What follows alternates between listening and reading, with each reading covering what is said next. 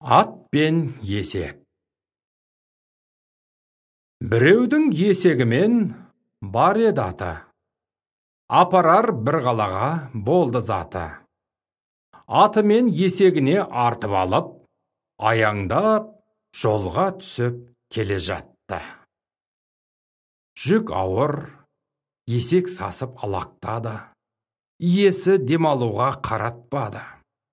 Әл кетіп, жығыларға таянғанда, жалынып, атқа есек сөз айтады. Ат достым, жүгім ауыр, хәлім бітті. Емеспін жүре алатын енді тіпті. Зорығып жолда өліп қалатынмын, алмасаң ауыстырып біраз жүкті. Ат оған ешбір жауап қайтармады. Ауырлап жүгін есек қайқаңдады. Ентігіп ішін соғып демі құрып, жүрерге онан әрі жай қалмады.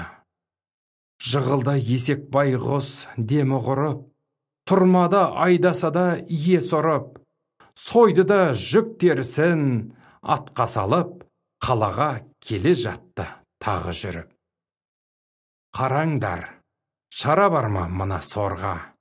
Аяғын ат келеді басып зорға. Қысымды есек көрген бұда көріп, болдырып, бұлғақтайды оңды солға. Өкініп өткен іске ат келеді. Мен қатеткен екем қояқ деді. Есектен аз жүк алып қарасқанда, қиындық мұндай маған болар меді.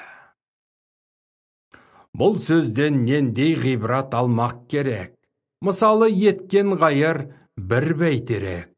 Қайырың біреу кеткен болып терек, көрерсің рахатын көлеңкелеп. Қайырдың ең абзалы бұл дүниеде, біреуге қысылғанда жәрдем бермек. Кейбіреу зор бейнетке тап болады, кей уақыт аз бейнеттен қашамын деп.